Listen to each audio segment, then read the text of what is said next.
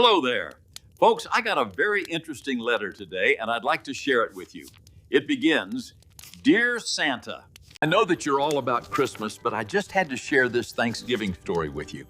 It happened a few years ago when my little girl was only 3. She came to me one morning about a week before Thanksgiving and asked, Daddy, why don't we have a Thanksgiving tree? I said, well, honey, we don't get a tree for Thanksgiving. Trees are what we have for Christmas. She looked at me and said, why? I thought for a moment about just how to answer her. At 3, every word out of a daddy's mouth runs the risk of being taken for gospel truth, so I try to be careful. So I began with my usual flair for brilliant conversation. I said, I guess just because that's the way we've always done it. She looked at me, obviously disappointed at my explanation. She said, but what does the tree mean at Christmas? Only 3 years old, and she's already asking deeper questions than I'd ever thought of. This one was going to take some effort. Well, at Christmas, I think the tree means life. When the Lord was born, he came to bring life to all the people, so we use a tree to stand for life. Her little brow furrowed, and she said, then what does the Thanksgiving tree mean? Every once in a while, it dawns on me that her will is stronger than mine. This makes discipline a bit difficult sometimes, but she's just so doggone adorable that I always seem to give in when she really wants something. And it was becoming apparent that this Thanksgiving tree idea was one she really had her teeth into. So I said, okay, let's sit down and decide what a Thanksgiving tree would mean. Just you and me, okay? She rewarded me with that precious smile that gets me through when the rest of the world is falling apart, and I knew I'd made the right decision. We sat down at the table, and I got a pen and paper. I said, first we need to decide if it's like a Christmas tree. Is it? Her little eyes narrowed for a moment in thought. No, it's bigger. Okay, it's bigger, I said as I drew a wide tree trunk on the paper and began to shape it into a tall pine. And it's got a lot of leaves up at the top, she said. I rearranged my sketch so that it slightly resembled the big oak tree in the backyard. Okay, anything else? Apples. Sorry, I couldn't resist a little Christmas magic there. Apples? Well, I obediently added 5 apples. Then what? She said, a turkey. You think we ought to have a turkey in the tree? She nodded, and I drew something that apparently passed for a turkey.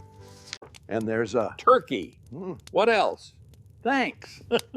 Well, you're welcome, I said, but is that all? No, she said, it needs thanks on the tree. I struggled to grasp what she was saying. You mean you want me to write thanks on it? Santa, I think she was getting a little frustrated with me. She said, no, Daddy, we have to put all our thanks on it. I asked her, how do you want to do that?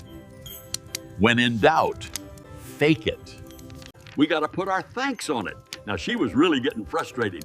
Your thanks and my thanks and Mommy's thanks all got to go on the tree. This called for desperate measures.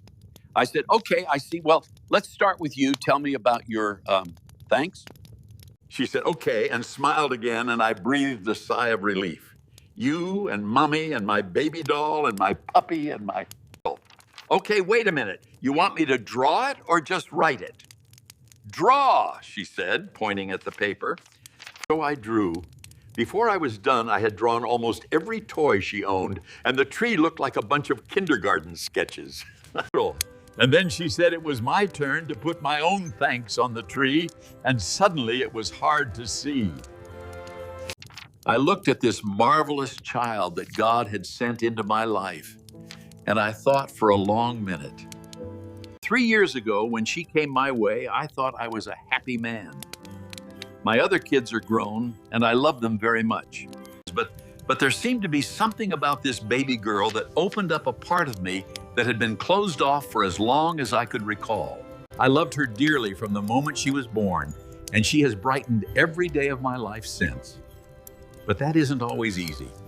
I lost my job around the time she was born, and it has been a struggle at times just to make ends meet. When things are tight and I have to go without things I want so that she and her mom can have what they need, her smile and her love satisfy my inner longings the way nothing else ever could. And then we just learned last week that her mommy is sick and might not be with us much longer. Of course, she doesn't understand, but she gets me through that too, because her love is so pure, so strong, that even as little as she is, she lets me know that I will survive whatever comes my way, because she'll be there to love me.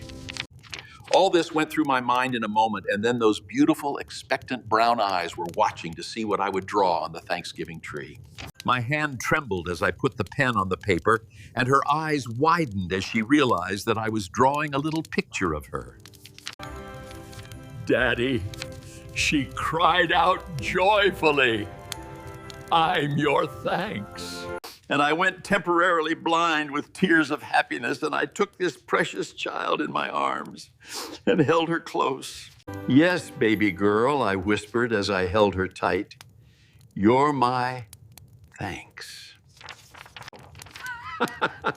I don't know about you folks, but I needed a good smile today, and that was definitely it. If you know anyone else who needs a blessing today, please share this with them. Thank you for listening, and may you have a wonderful Thanksgiving and a Merry Christmas.